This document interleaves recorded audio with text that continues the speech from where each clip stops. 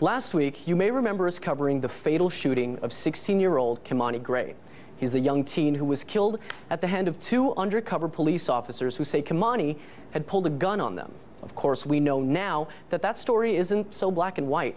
In fact, multiple eyewitnesses have come forward disputing the police narrative, many maintaining the young teen didn't even have a gun. It's a dispute in facts that's pushed a small community in Brooklyn to the edge, with hundreds of people pouring into the streets over the course of last week, all demanding an independent investigation into the shooting. And perhaps it's a valid request considering the latest news that the two NYPD officers who shot Kimani have already been the targets of 5 federal lawsuits, with plaintiffs alleging civil rights violations. So what does this say about the latest development in the case as a whole? And could Kimani's story just one more peg in a trend of police brutality this year? To talk about all that and more, I'm joined by RT correspondent Margaret Howell. Margaret, thank you so much for coming on the show. My pleasure. So, you know, you've actually been following this story for a while. I'm wondering, with cases like these, it seems like public opinion always kind of turns toward the police. You know, they always kind of favor the police narrative on this.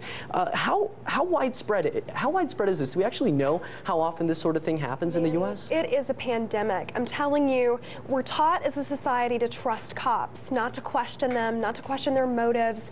And, you know, unfortunately, that's old think, and we're seeing this more often than not. You know, cops are policing themselves. So maybe it's time to get a new narrative in this country, because obviously leaving cops up to, you know, police themselves just isn't working. No, I hear you. Do we even know how often this happens? So it seems to be rampant. Like every other year, I hear about a new shooting, but I really don't understand. Like, how often does this really happen? Do we have those statistics? Sure. You know, the University of Chicago in 1993, 20 years ago, said that probably 330 people are killed each year by cops innocently. They don't actually specify in that study 20 years ago how many of those people are intentional cop kills.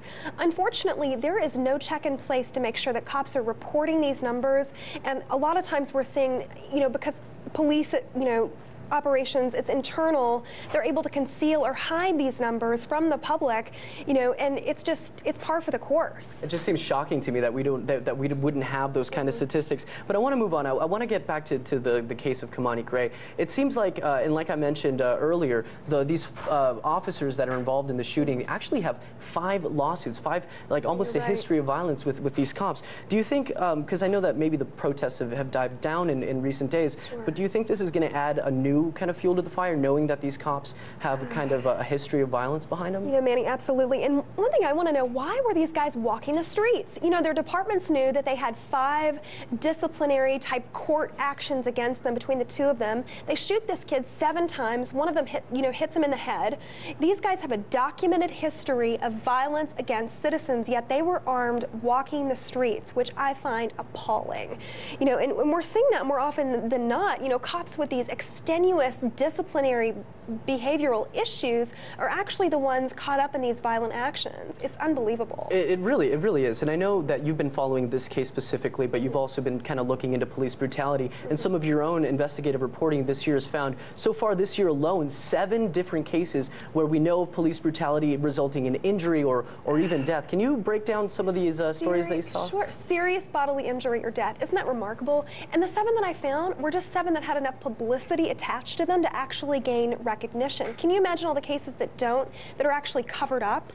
You know, but specifically 2 that were most memorable to me out of just the research. I'd like to talk to you about them if I can. Sure, please. One of them in particular, Sammy Davis, he was panhandling in a Kroger parking lot sometime after Christmas, you know, a seemingly minor offense. The cop who was assigned to, you know, make him stop essentially went to the parking lot, shoots this man in cold blood. This police officer had a history of documented violence against citizens. He should not have had a gun. He should not have been on patrol that night. You know, all a perfect storm we're seeing. It just seems, it's so shocking to me that not only are we not getting these statistics on how often this happens, but these stories, I just feel like there's not that same amount of outcry. And we saw a lot of public support come out for Kimani's family after the shooting in Brooklyn. Did these other stories that you looked into, did they get that similar sort of public outcry? Absolutely not. You know, if we weren't talking about them now, I don't even think that they would have hit national news. Specifically with Sammy Davis, you know, Macon, Georgia, local media, of course, were covering it, the outcry of his family, and people who just, you know, it's so shocking. People who wanted to actually comment on this story were able to. Twitter has been ablaze, so is Facebook, forums online certainly, but national media, no. Why is that? Why is it so hard for the mainstream to pick up on these kind of stories? I think it goes back to that systematic issue of cops have the legal right to kill. And we saw that, you know, in a specific case, Brandon Bradshaw, who's from my hometown, a small town in Kentucky. This man was actually shot, you know, by an off-duty sheriff's deputy. He was a bailiff, but just unbelievable. The bailiff's claiming self-defense. You know, clearly this beloved man, Iraq War veteran, 3 small children, you know, no history of violence whatsoever. The man is actually sitting in his car. The bailiff shoots him in the head, shoots him in the torso, and the bailiff is claiming self-defense. And something else, Manny, that is astounding to me, this man... And I hate to cut you off, we're unfortunately out of time, but you know, elements of the police state, policing themselves is never a good thing. Never Margaret, a good thing. Thank you so much. This is Margaret Howell, RT You're welcome. correspondent. Thank you so much.